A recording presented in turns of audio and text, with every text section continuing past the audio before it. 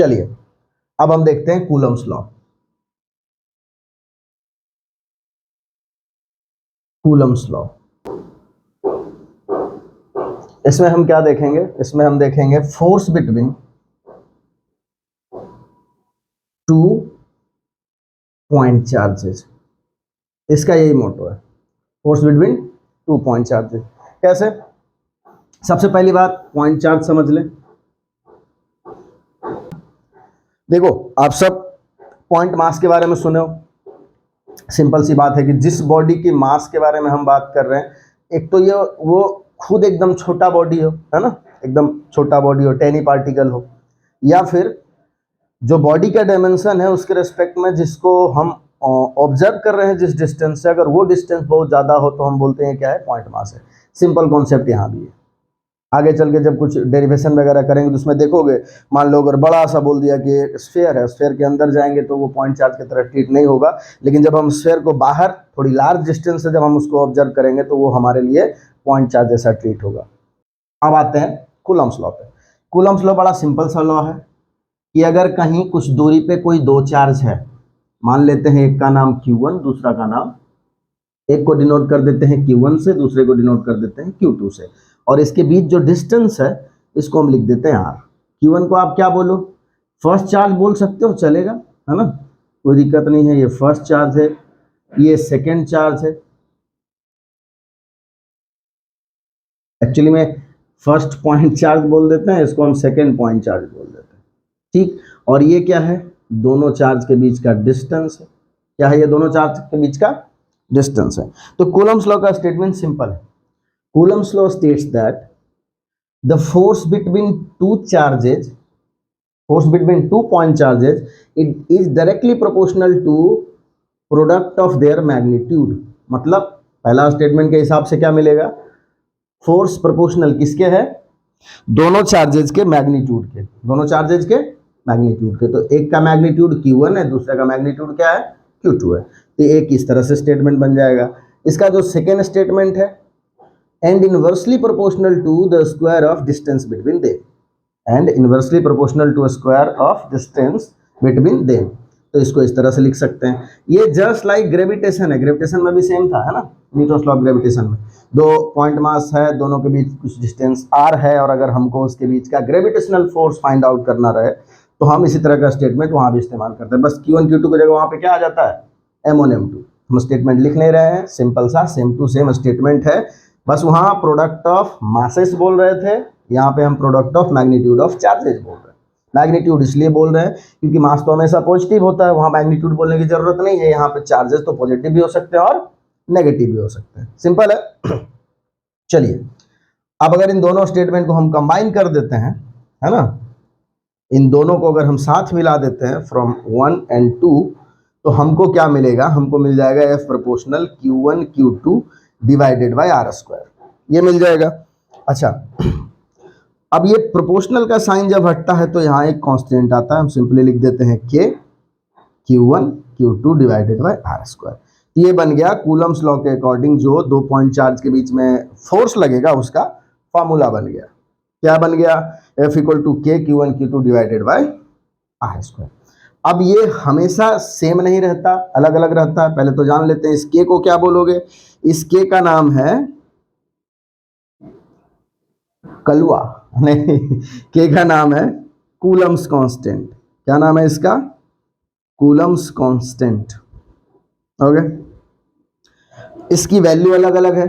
जैसे अगर हम इसको एयर के लिए लिखते हैं, है ना, मतलब अगर इसके बीच में जो सेपरेशन दिख रहा है आपको Q1 Q2, इसके बीच में अगर जो मीडियम है, इसके बीच अगर एयर है या वैक्यूम है, तो हम बोलेंगे कि यहाँ जो K की वैल्यू है हम लिखेंगे 1/4πε0। क्या लिखेंगे? 1/4πε0। एप्सिलॉन नोट क्या है भैया? एप्सिलॉन नोट को बोलते हैं एयर या वैक्यूम की परमिटिविटी। क्या बोलते हैं? परमिटिविटी ऑफ फ्री स्पेस, है ना, वही एयर या वैक्यूम। फ्री स्पेस बोलने का क्या मतलब होता है? या तो इसके बीच एयर होगा या तो इसके बीच वैक्यूम होगा। ठीक है, इस तरह से। और दूसरा, अगर कोई मीडियम है, मतलब एयर या वैक्यूम के अलावा और एनी अदर मीडियम,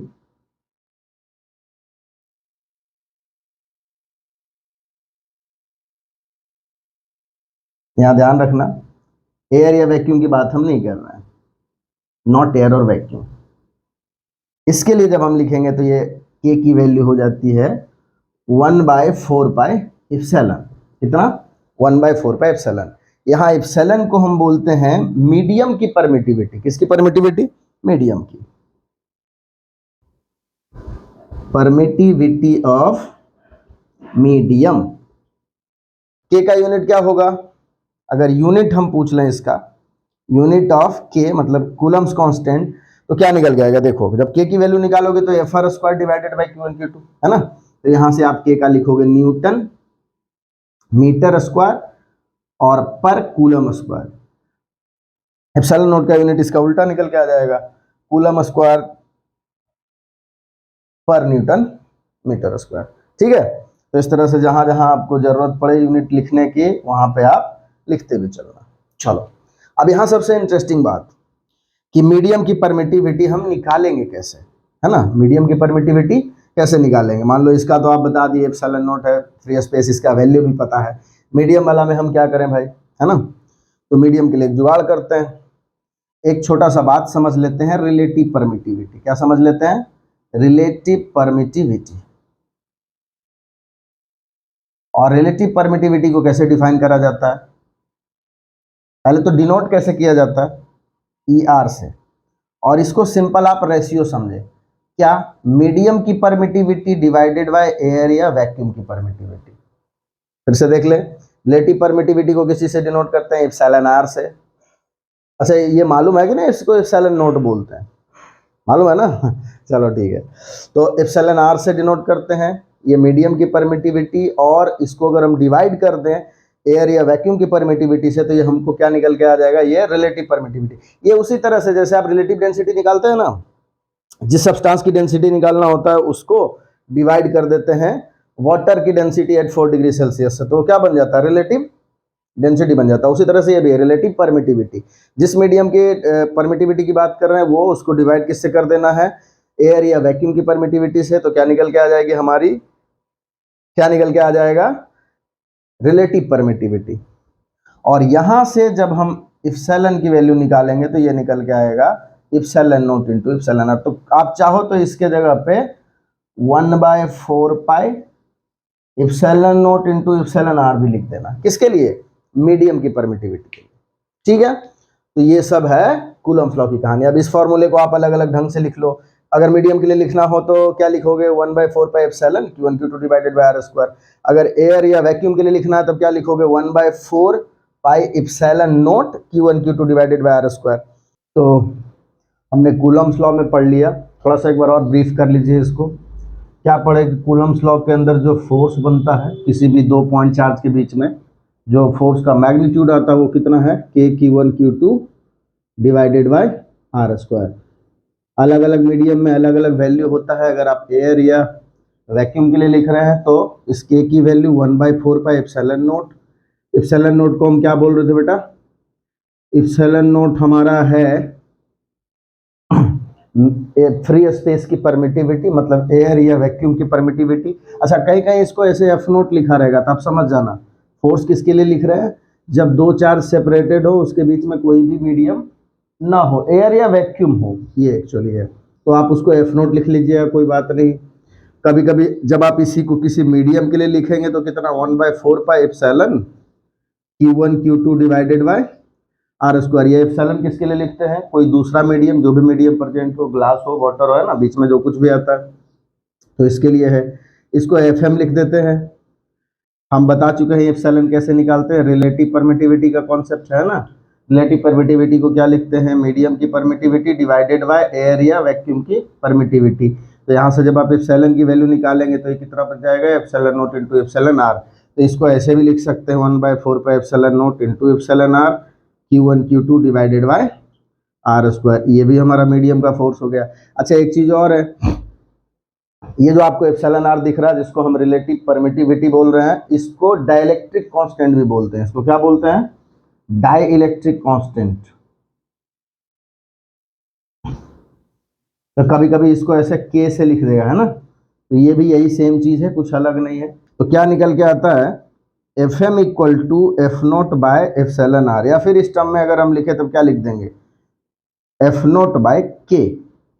इसका मतलब ये हुआ कि अगर दो चार्ज कभी प्लेस है किसी डिस्टेंस पे एयर या वैक्यूम में, और अगर इनके बीच का फोर्स को हम एफ नोट लिख रहे हैं, और इसके बाद अगर हम बीच में कोई मीडियम रिप्लेस कर दें जिसका कि डाइलेक्ट्रिक कांस्टेंट के है या उसका रिलेटिव परमिटिविटी ई आर है, तो वो उतने टाइम से डिक्रीज हो जाएगा। कौन? फोर्स। यहाँ देख रहे हैं एफ एम इक्वल टू क्या आया? एफ नोट डिवाइडेड बाई के, यानी के टाइम्स डिक्रीज हो गया फोर्स। चलिए ठीक है, इसके बाद इतना काफी कूलम्ब्स लॉ के लिए। इसका वेक्टर फॉर्म काफी इंपॉर्टेंट है ना, इसको देख लेते हैं। चलिए,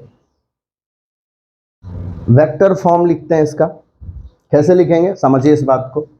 सबसे पहली बात तो आप ये समझ लो कि वेक्टर फॉर्म हम जब भी लिखेंगे तो चार्जेस का पोजीशन पता होना चाहिए, है ना। तो हम पहले कोई पोजीशन कंसीडर कर लेते हैं। ये तो वही है, एक्स एक्सिस वाई एक्सिस, यहाँ ओरिजिन, ये सबको पता है।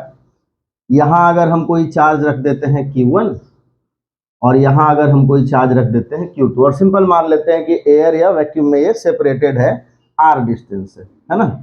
चलिए कोई बात नहीं। अब अगर हम इसका दोनों का पोजीशन वेक्टर कुछ कंसीडर कर लेते हैं, तो मान लेते हैं कि Q1 का जो पोजीशन वेक्टर है उसको हम R1, और जो Q2 का पोजीशन वेक्टर है इसको हम मान लेते हैं R2। अब यहाँ बुक में कुछ उल्टा पुल्टा भी लिखा रहता है, कभी R21 कभी R12, तो उससे परेशान मत होना। आप देखो हम यूज क्या करने वाले हैं। हम अगर यहाँ पे लिखते हैं इसको R21, तो इसका मतलब क्या हुआ? अगर आप मोशन का कॉन्सेप्ट थोड़ा बहुत जानते हैं, वहां पर रिलेटिव डिस्प्लेसमेंट भी था और रिलेटिव वेलोसिटी भी था। तो इसको हम क्या बोलते हैं? ये है position vector of charge Q2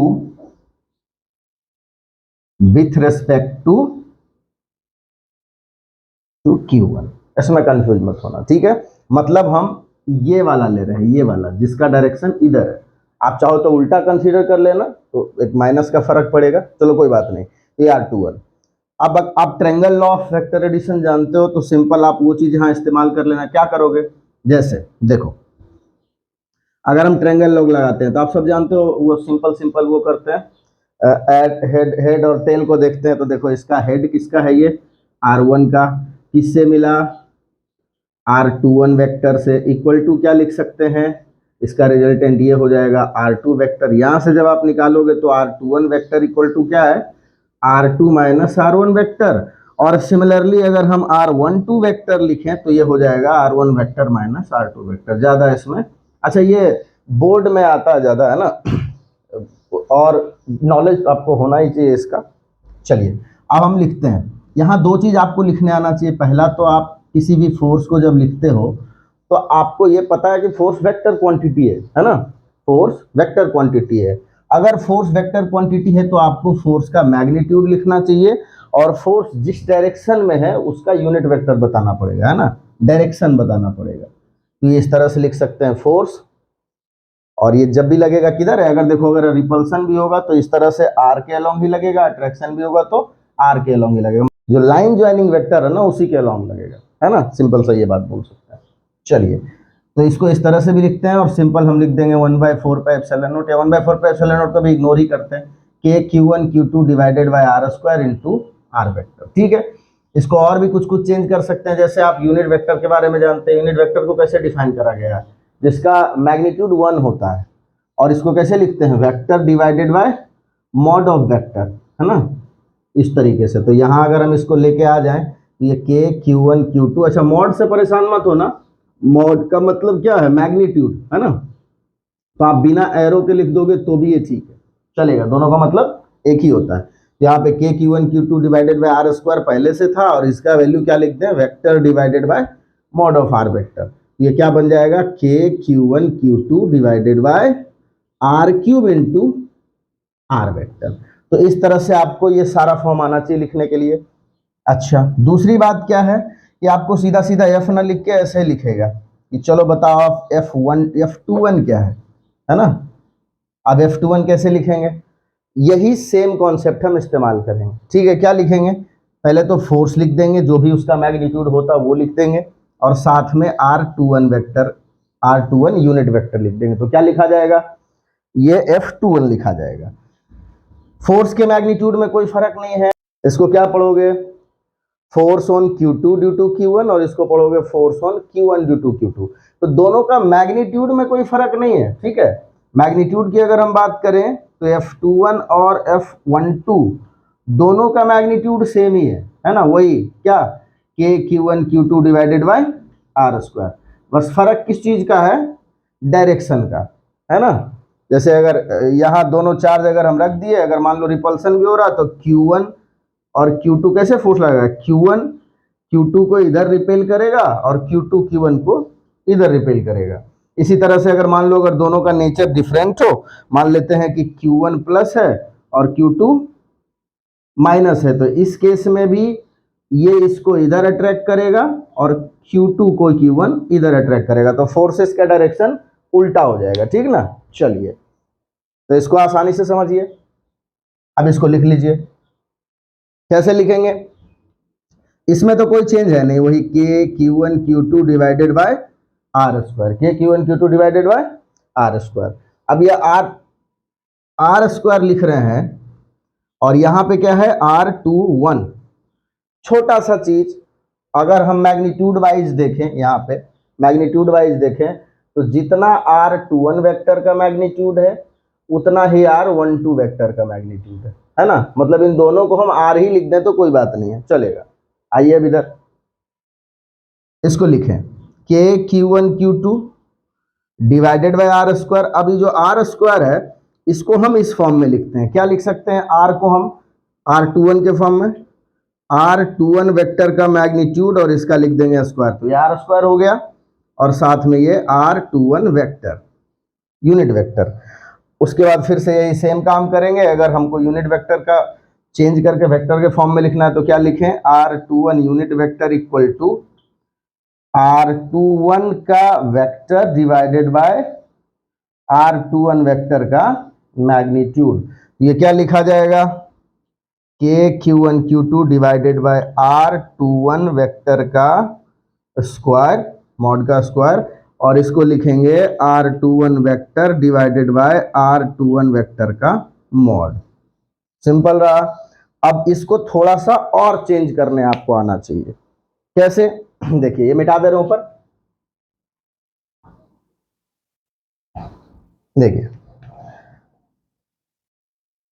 काफी फॉर्म है, आपको सब याद रखना पड़ेगा। बेसिकली याद नहीं बोलिए इसको, इसको समझ के आपको लिखने आना चाहिए, है ना। तो एक तो यहां तक पहुंच गए F21 वेक्टर लिखते लिखते। अब यहां आइए, अब आप यहां से देखो R12 वेक्टर को क्या लिख रहे हैं, R1 vector minus R2 vector, और R21 वेक्टर को क्या लिखे हैं, R2 vector minus R1 vector. तो इस तरह से हम यहां भी रिप्लेस कर देंगे।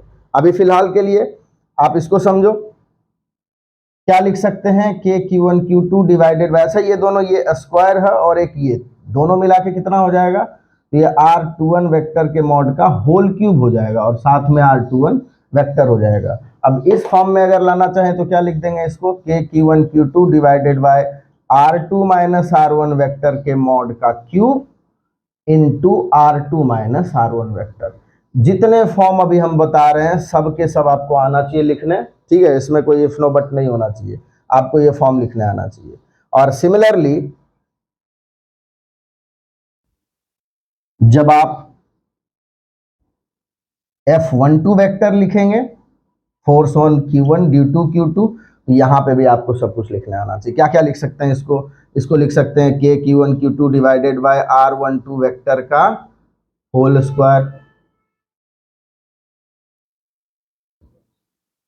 K Q1 Q2 divided by R12 vector के मॉड का होल स्क्वायर, और साथ में R12 वेक्टर का यूनिट वेक्टर लिख सकते हैं। फिर यूनिट वेक्टर को रिप्लेस करके क्या लिखेंगे, तो के Q1 Q2 divided by R12 vector का मॉड का होल स्क्वायर, और इसको लिखेंगे vector by mod of vector. तो क्या लिख दें, R12 vector divided by R12 vector का मॉड। ये क्या बन जाएगा, ये बन जाएगा के Q1 Q2 divided by R12 vector का whole cube into R12 vector. और फिर से इस फॉर्म में भी हम इसको लिख सकते हैं, तो क्या लिख देंगे, के Q1 Q2 divided by R1 minus R2 vector के मॉड का whole cube into R1 vector minus R2 vector. तो इस तरह से आपको सब कुछ लिखने आना चाहिए, और यहां से भी आपको पता चल जाएगा। देखो, अगर आप इसमें से एक माइनस कॉमन कर लें, ये मैग्नीट्यूड वाले में तो सब बराबर है, इसके तो बारे में बात ही मत करना, ये दोनों में सेम ही है। आपको सिर्फ लग रहा होगा अलग अलग, नहीं है, ये दोनों सेम है, मैग्नीट्यूड में कोई फर्क नहीं है। इस वेक्टर को देखो, यहाँ है R2 माइनस R1 वेक्टर, और यहाँ पे क्या है, R1 माइनस R2 वेक्टर। तो यहां से भी आपको पता चल जाएगा कि दोनों उल्टा है एक दूसरे के, है ना। R12 वेक्टर और R21 वेक्टर दोनों एक दूसरे के उल्टा आएगा। तो इस हिसाब से आप देख लो कि अगर हम F12 को देखें और F21 को देखें, दोनों को, F21 को और F12 को, तो आपको पता चल जाएगा कि F12 और F21 यहां से एक दूसरे के उल्टे डायरेक्शन में पड़ रहा है ना, एक दूसरे के उल्टा है। तो कुल मिला के ऐसा बोला जाता है, और इस बात का यहाँ से प्रूफ भी हो जाता है कि जो कूलम्स लॉ है, जो कूलम्स लॉ है, या जो फोर्स है किसी भी दो पॉइंट चार्ज के बीच, ये क्या फॉलो करता है, ये फॉलो करता है Newton third law of motion, मतलब एक्शन के बराबर रिएक्शन। ठीक है, तो इसके बाद अगली वीडियो में हम मिलेंगे न्यूमेरिकल लेके, और गर्मी काफ़ी है। मिलते हैं अगली वीडियो में, तब तक आप सबका वीडियो देखने के लिए धन्यवाद। ठीक है।